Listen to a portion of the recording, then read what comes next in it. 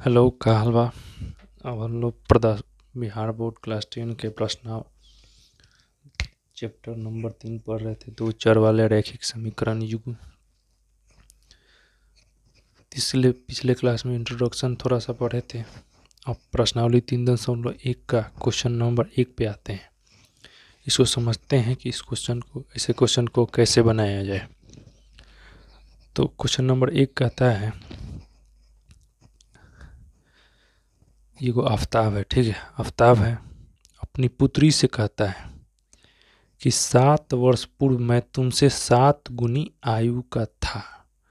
7 वर्ष पूर्व मैं तुमसे 7 गुनी आयु का था, लेकिन अब से 3 वर्ष बाद मैं तुमसे केवल 3 गुनी आयु का रह जाऊंगा। ठीक है, तो इस स्थिति को बीजगणितीय और ग्राफीय, इसको हल नहीं करना है, खाली बीजगणितीय रूप में लिख देना है और ग्राफीय रूप में व्यक्त कर देना है। तो मान लेंगे कि माना कि आफ्ताब का वर्तमान आयु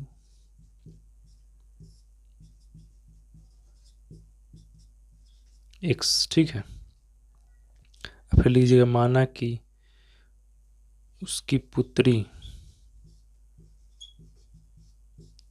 का वर्तमान आयु बराबर y, ठीक है। मान लेंगे कि आफ्ताब का जो आयु है, वर्तमान आयु x, और इसके पुत्री का जो वायु है y। तो यहाँ लिखेंगे प्रश्नानुसार, ठीक है। प्रश्नानुसार क्या बोल रहा है कि पहले इसको लिखने का सिखाते हैं, पहले बराबर दे देंगे, ठीक। अब क्या बोल रहा है, 7 वर्ष पूर्व, 7 वर्ष पूर्व यानी दोनों का वर्तमान आयु यानी अभी कितना है, x है, इसका कितना है y। अब क्या बोल रहा है, 7 वर्ष पूर्व यानी इसमें से 7 घटा देंगे, इसमें से भी 7 वर्ष घटा देंगे पीछे। अब क्या बोल रहा है, 7 वर्ष पूर्व मैं तुमसे 7 गुनी आयु का था। ये तो 7 वर्ष पूर्व पिता का आयु हो गया आफ्ताब का, ये 7 वर्ष पूर्व उसकी पुत्री का आयु हो गया। तो पिता जो है पुत्री के आयु का कितना गुना था, 7 गुना था, ठीक है। तब इसको गुना करके लिख देते हैं, एक्स वाई करके समीकरण बना देते हैं, ठीक है। तो इसका क्या हो जाएगा, x माइनस 7y माइनस 49, तो x minus 7y minus 7 plus 49 बराबर 0, ठीक है।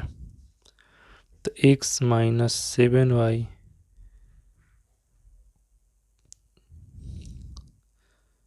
प्लस 42,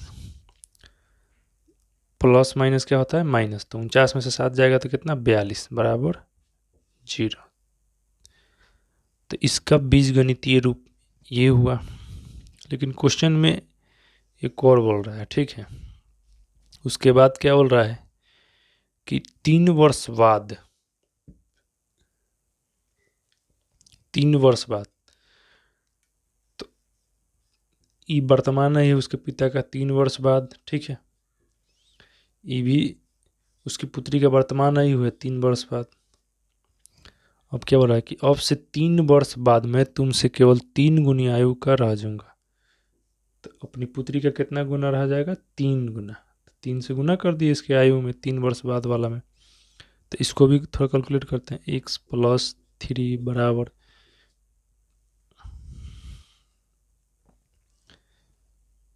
3y प्लस 3 से गुना करेंगे 9, ठीक है।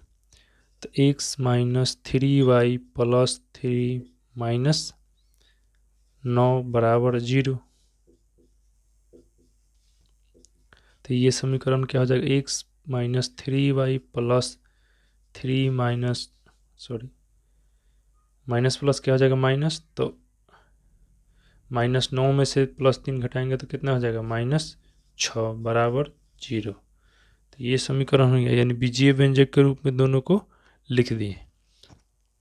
अब ग्राफीय निरूपण देखते हैं। अगर इसको 1 मान लेंगे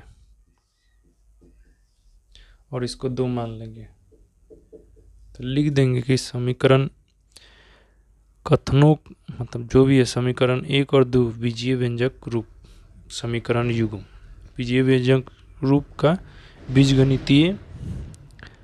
बीजगणितीय रूप है समीकरण 1 और 2 का। ठीक है, समीकरण 1 और 2 बीजगणितीय रूप है, चाहे समीकरण कथनों का बीजगणितीय रूप समीकरण युग्म समीकरण 1 और 2 है। ठीक है, ऐसे लैंग्वेज लिख सकते हैं। इसको ऐसे भी तोड़ के लिख देंगे कि माना कि आफ्ताब की वर्तमान आयु उसकी पुत्री का आयु है तो आफ्ताब का आयु 7 वर्ष पहले तो x-7। इसमें बहुत सारा लैंग्वेज लिख सकते हैं, लेकिन ये मतलब समझाने के लिए बताए हैं। अब इसका ग्राफीय रूप थोड़ा देखते हैं ग्राफ पे। अब इसका थोड़ा ग्राफीय रूप देख लेते हैं। हम लोग के पास समीकरण क्या आया था, समीकरण x - 7y + 42 बराबर 0 आया था। ठीक है, और दूसरा क्या था x - 3y बराबर 6, या इसको ऐसे भी लिख सकते हैं x - 3y - 6 बराबर 0, इसी को ऐसे लिख दिए हैं। ठीक है, तब देखते हैं यहाँ। अब इसमें इसको ग्राफ खींचते हैं कैसे, पहले इसको समझते हैं। पहले x का मान रखेंगे, y का मान निकाल लेंगे, फिर x का मान रखेंगे, फिर y का मान निकाल लेंगे। ठीक है, तो x बराबर 0 लेते हैं। ठीक है, x बराबर 0 लेते हैं, तो x बराबर 0 लेने पे इस समीकरण में x बराबर 0 रखते हैं, तो x का जो 0 रख दिए -7y + 42 बराबर 0, तो -7y को उधर भेज देते हैं, तो +7y बराबर +42, यानी 7y बराबर 42, तो y बराबर क्या आ जाएगा 6, तो y की वैल्यू क्या आएगा 6। अब x बराबर 7 लेते हैं, तो x की जगह 7 रखते हैं, x - 7y + 42 बराबर 0, तो x की जगह 7 रख दिए, -7y + 42 बराबर 0, तो 42 से 7 कितना हो जाएगा, दोनों जोड़ेंगे तो 49 हो जाएगा। तो फिर -7y + 49। ठीक है, तो ये जो 49 से उधर चला जाएगा तो 7y बराबर 49 आ जाएगा, तो y बराबर 49/7। ठीक है, तो अब x - 7y + 42 का ग्राफ खींचने का सीखते हैं। देखिए, पहले x एक्सिस खींचेंगे, फिर y एक्सिस। ये जो होता है इसका 0 होता है। ठीक है, निर्देशांक, तो इधर माइनस में जाएगा, इधर प्लस में जाएगा, इधर y वाला प्लस में जाएगा, इधर y वाला माइनस में जाएगा। जैसे 10, 20, 30, 40, 50, 60, इधर -10 -20 इधर -10 -20 ऐसे जाते जाएगा, इधर -10 -20 -30। इसको y डैश से नोट करते हैं, इसको y से, x डैश से, इसको x से, x नेगेटिव वाला x डैश, यहाँ y वाला नेगेटिव तो y डैश। ठीक है, तब इसको खींचते हैं। x का वैल्यू 0 है तो y का वैल्यू क्या लेना है, 6 लेना है। ठीक है, तो देखिए x एक्सिस कौन है, ये वाला, तो x का वैल्यू 0 कहाँ होगा, यहाँ होगा। अब y का वैल्यू 6 कहाँ होगा, यहाँ होगा।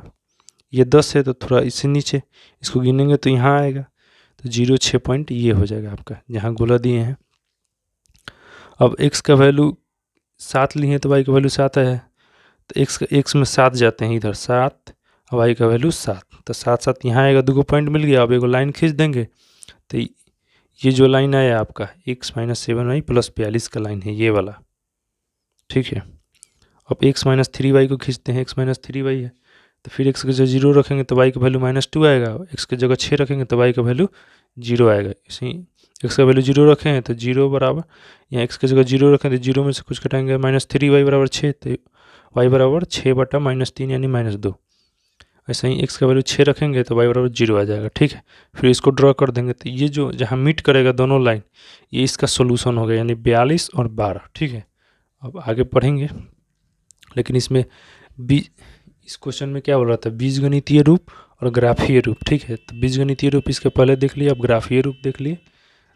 धन्यवाद। अब क्वेश्चन नंबर 2 नेक्स्ट वीडियो में बनाएंगे, उसका भी बीजगणितीय रूप लिखेंगे और ग्राफीय रूप।